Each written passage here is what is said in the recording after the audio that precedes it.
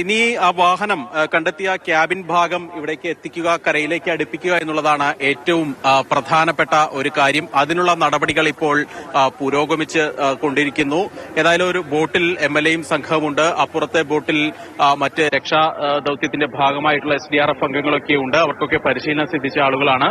ഏതായാലും ഈ ക്യാബിനുള്ളിൽ അർജുന്റെ ഭൗതിക അവശിഷ്ടങ്ങൾ ഉണ്ട് എന്നാണ് മനാഫ് ഉൾപ്പെടെയുള്ളവർ പറയുന്നത്.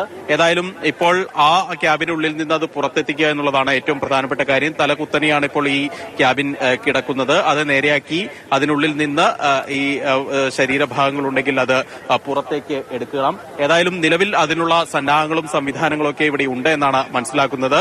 ഈ ക്രെയിൻ ഉപയോഗിച്ച് ഇത് പൂർണ്ണമായും ഉയർത്തി കരയിലെത്തിക്കാനുള്ള നടപടികളാണ് ആദ്യം ഇപ്പോൾ പുരോഗമിക്കുന്നത്. ഏതായാലും 10 മണിയോട് കൂടി തന്നെ അണ്ടർ വാട്ടർ ക്യാമറ ഉൾപ്പെടെ പരിശോധിച്ച് കൃത്യമായി ഈ ക്യാബിൻ ഭാഗം ആണ് എന്ന് ഇപ്പോൾ നേരത്തെ തന്നെ സ്ഥിരീകരിച്ചു എന്ന് വേണം മനസ്സിലാക്കാൻ.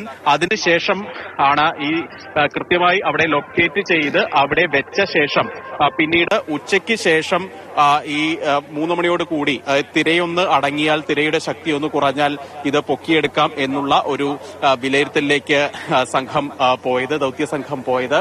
ഏതായാലും ആ നടപടികൾ ആണ് ഇപ്പോൾ അവസാന ഘട്ടത്തിലേക്ക് എത്തിയിരിക്കുന്നത്. ഈ കൃത്യമായി ഗോവയിൽ നിന്ന് നേരത്തെ സാരംഗ് സൂചിപ്പിച്ച പോലെ തന്നെ കൃത്യമായി ഗോവയിൽ നിന്ന് ഡ്രഡ്ജർ കൊണ്ടുവരാനുള്ള തീരുമാനമൊക്കെ ഈ കാര്യത്തിൽ നിർണായകമായി. അന്തർ സംസ്ഥാന ഇടപെടലുകൾ, പ്രത്യേകിച്ച് കർണാടക മുഖ്യമന്ത്രി, കേരള മുഖ്യമന്ത്രി, അതുപോലെ ഉള്ള ആളുകൾ ഒക്കെ ഇക്കാര്യത്തിൽ കൃത്യമായി ഇടപെട്ടു.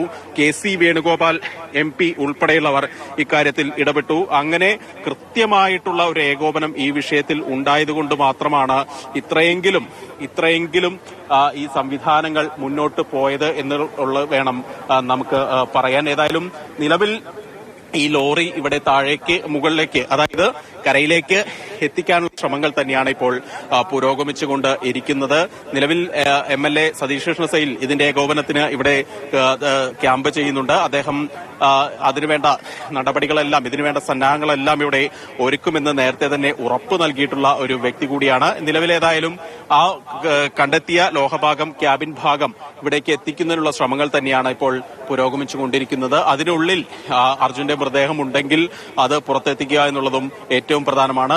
മനാഫ് ഉൾപ്പെടെയുള്ളവർ പറയുന്ന ഒരു കാര്യം, അതിനുള്ളിൽ മൃതദേഹം ഉണ്ട്, അവർ കണ്ടതായിട്ടുള്ള രീതിയിലാണ് അവർ പറയുന്നത്. എന്നാൽ അക്കാര്യത്തിൽ ഒരു ഔദ്യോഗിക സ്ഥിരീകരണം ഇനിയും വരേണ്ടിയിരിക്കുന്നു. നിലവിലേതായാലും ആ ക്യാബിൻ ഭാഗം തന്നെ അവിടെ കാണുന്നു. ഈ ക്യാബിനുള്ളിൽ അർജുൻ ഉണ്ടാകും എന്നുള്ള കുടുംബത്തിന്റെയും ലോറി ഉടമയുടെയും ഒക്കെ നേരത്തെ തന്നെയുള്ള അവരുടെ വാദം അത് തന്നെയായിരുന്നു. അത് ശരിവെച്ചുകൊണ്ട് തന്നെയാണ് ഇപ്പോൾ ഈ ക്യാബിനുള്ളിൽ അല്ലെങ്കിൽ ഈ ക്യാബിൻ കൃത്യമായി തന്നെ ഇപ്പോൾ ലഭിച്ചിരിക്കുന്നത്. ഏതായാലും ആ ശരീരം അല്ലെങ്കിൽ ആ ഭാഗം, ലോഹഭാഗം, ക്യാബിൻ ഭാഗം ഇവിടേക്ക് എത്തിക്കുക എന്നുള്ളതാണ് അടുത്ത നടപടി. അടുത്ത ഘട്ടത്തിൽ ഇനി ഔദ്യോഗികമായി സ്ഥിരീകരിക്കുക. ഈ വാഹനത്തിനുള്ളിൽ അർജുന്റെ ഇതെന്ന് കരുതുന്ന ശരീരഭാഗങ്ങൾ ഉണ്ടെങ്കിൽ അതിനെ ഔദ്യോഗികമായി സ്ഥിരീകരിക്കണം. അതിന് മറ്റ് നടപടിക്രമങ്ങളൊക്കെ ഉണ്ട്. ഇനി ഈ വാഹനം കരയിലേക്ക് അടുപ്പിക്കുക എന്നത് അടുത്ത നടപടിക്രമത്തിലേക്കാണ് നമ്മൾ ഉറ്റുനോക്കുന്നത്.